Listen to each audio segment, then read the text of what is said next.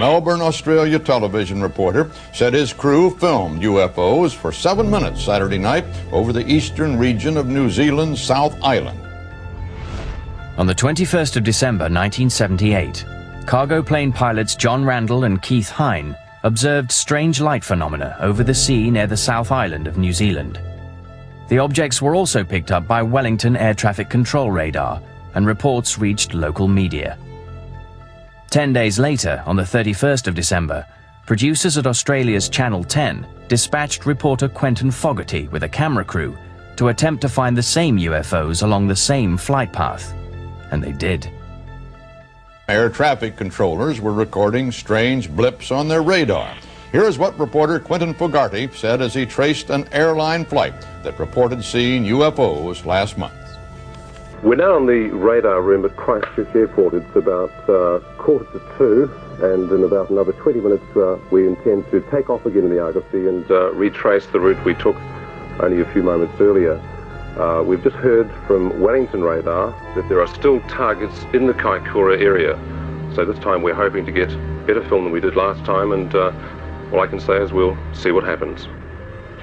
The New Zealand case is of considerable importance in the history of ufology because of the residue of information that's available afterwards. We have the film itself and the tape recordings made by Quentin Fogarty on the aircraft, and of prime importance is we have the tape recording made by the Wellington Air Traffic Control Center, and it provides a history of the sighting minute by minute.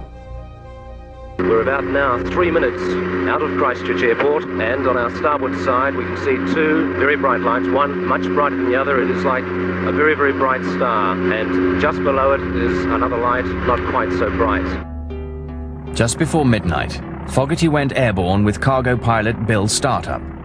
The beginning of the flight was uneventful. Then at 12:05, Fogarty and the crew saw strange lights and objects coming towards them from the right side of the plane. Fogarty turned on his camera and they began filming.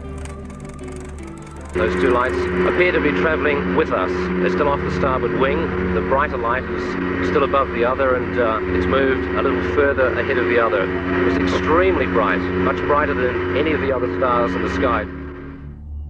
Ground radar observed the objects, and the control tower confirmed the sighting and recorded the conversation. What follows is the actual audio of this unusually well-documented event. The storm target showing at 11 o'clock at 3 miles. Just left at 9 o'clock at 2 miles. Captain Startup said that the object or target was initially ahead of him, then travelled at an unbelievable speed past his left side. He quickly banked the plane left in an attempt to make visual contact. From the ground, Wellington Air Traffic radioed a chilling message to the captain. They had picked up yet another target on his left side, and this one was closing in on the plane. Target is 12 o'clock at 3 miles.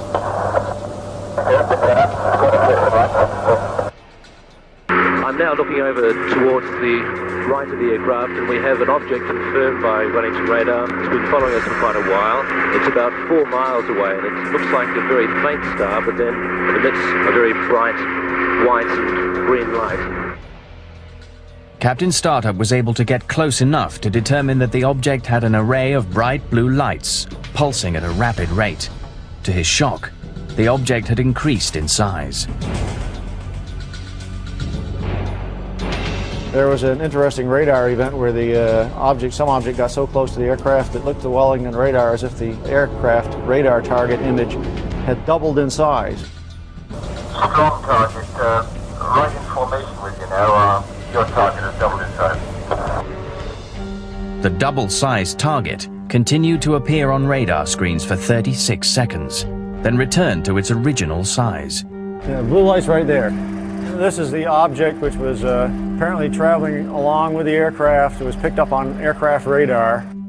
Dr. Bruce Maccabee received a 16mm copy of the Argosy UFO film directly from the Australian television network in 1979. Roll 4, take 10. The complete and unedited film has never been made available before. Experts believe that these images are the most comprehensive and frightening UFO evidence ever captured on film. This is the famous New Zealand film obtained the night of December 31st, 1978. The cameraman is sitting in the seat between the pilot and the co-pilot. The image is dancing around because he was carrying it on his shoulder. They saw this light to their right. And this light, as time goes on, will fade in and out, takes on various shapes. This is the flashing light that you have to slow down and look at frame by frame to see what happens. When it goes from very bright white down to dim orange, you can see the image went over to the side, then he turned the camera a little bit in order to pull it back into the center.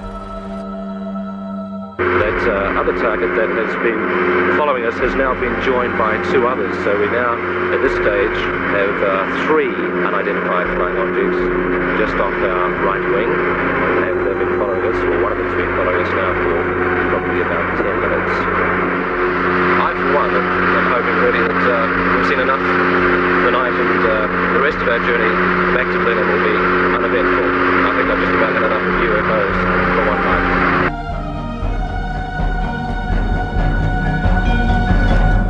And that's the way it is. Or is it?